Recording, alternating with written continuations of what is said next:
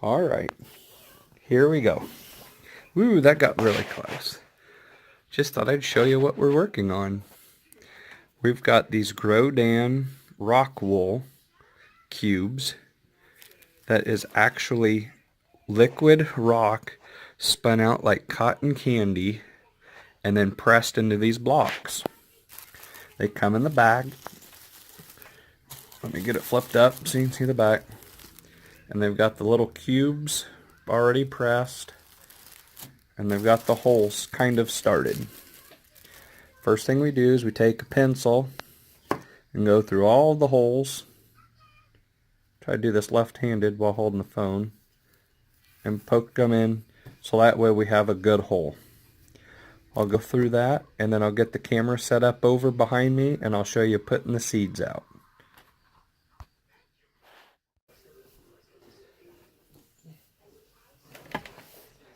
Alright, we've got our tomato seeds, and we just grab them, and we're setting them out. And I do a couple rows, and then I push them in with the pencil because it works a little better for me. And we got a little girl that's sad over there. Needs an out. It's okay. And you hear my wife in the background. She's trying not to be in camera, but she is helping us do this too. And what is this? This is Wednesday the what? The 12th? Mm-hmm. And we'll start these seeds the 15th, so we're only cutting it a little close. But we'll have these done probably today. We only need 8 of these slabs, and they only hold 98 per flat. And then we'll take these and we'll put them in the plastic trays like you see at the regular store with the flats of stuff in them. And then we'll put the water in them and cover them with paper to start them. Then we'll use nutrient-rich water to get them growing better.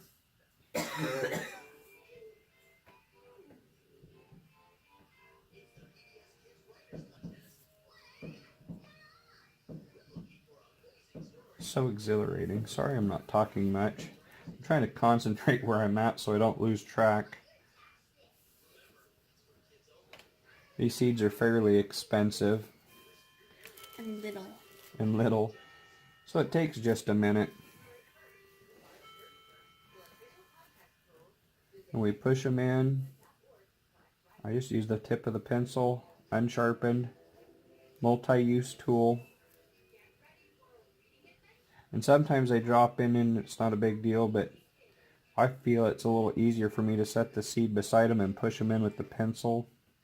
Then I don't lose track of where I am. Because yeah, you can still dig them out with the tweezers, but if I drop 2 seeds at once, it's way easier to mess with them on the side than in the hole. And then when we get through all of that, we just take the pencil and poke them back in to make sure they're clear at the bottom. Because sometimes with the little fibers, it's kind of like fiberglass insulation, except when you touch it, it doesn't hurt. Because it's a softer thing. It's kind of like cotton candy insulation, except it's made from molten rock instead of glass or sugar. And then when I get done, since that was the one in, I stick the pencil down and I'll put some more in. I know, exhilarating. It's about like watching paint dry, I'm sure. Thank you all for watching, though. I do appreciate it. Because these are the rock, they're non-compostable either. Yep, they will not break down. They will look like this for years. So every 4 years after we plant them, we have to dig them out. 2 years. Yeah, every 2 years with 4 in a bucket. And when we get out to the greenhouse, I'll show more of that too. We still got a few vines out there yet that we got to get cleaned up, and got to get some get it sanitized and But we won't be planting in the greenhouse till probably the end of January, 1st of February. So we've got some time for that. We'll get these started and I'll show you how we do that in a future video. Well, I thought while we were doing this, I might as well get the camera out, set it up on the tripod, and you can see how we do this. We still do it by hand. Nope, that one went in. Nope, it went in the wrong one. Before I mess up. Tweezers, another good tool. A pencil and tweezers. And I do use a pair of scissors to open the plastic. Oh, and that one stuck to my finger. I do use the scissors to open the plastic because it cuts cleaner, straighter, and you don't have to fight it as bad. There's 8 rows done. And I'm doing 2 rows at a time because I'm an overachiever. I don't want to lose my spot. Plus I've done it a lot. I usually do most of them. I actually have help this year, so I'll actually make it go quicker. Dad used to always do it, but he always seems to be busy now because he does work off the farm. And so we do it and we just pick up the slack where we can and all try to work together and make a lot of tomatoes because we're good at that, apparently. We grow a lot of tomatoes. There for a while this summer we were picking 1,000 pounds every, my wife picked most of them, 1,000 pounds every 4 days or so, 5 days. And they were still yummy. After picking that many of them, I still wanted to eat them. We ate a lot of them. We get the splits and the weird ones, and we sell all the good ones we can because we like money. And it helps, because it is not cheap to do this because the seeds are expensive. This rockwool's kind of expensive. But man, the we nutrients, get some yummy tomatoes. The nutrients aren't exactly cheap. We have electricity, everything. Upkeep on pumps, because everybody knows an electric pump only lasts so long. And that's just junk. Dang it, I'm dropping 2 at a time right now. That's why I do it. Because it's way easier to do that than fish them out. Then I know exactly where I'm at. Oh, there was 2 again. Hope you guys can actually see what I'm doing since I keep putting my head in the way so I can see what I'm doing. I had to grab 2, apparently I only grabbed 1. And there we go. There's all 98 seeds out. We poke the rest of these in, go through and poke them all down, and repeat. That makes it pretty easy.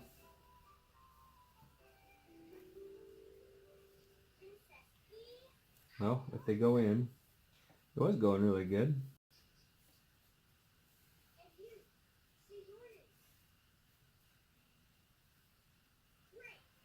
Exhilarating.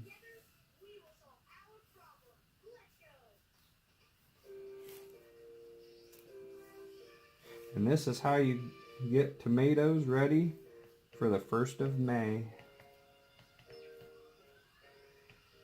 Alright, they're all in. Set the seeds out of the way.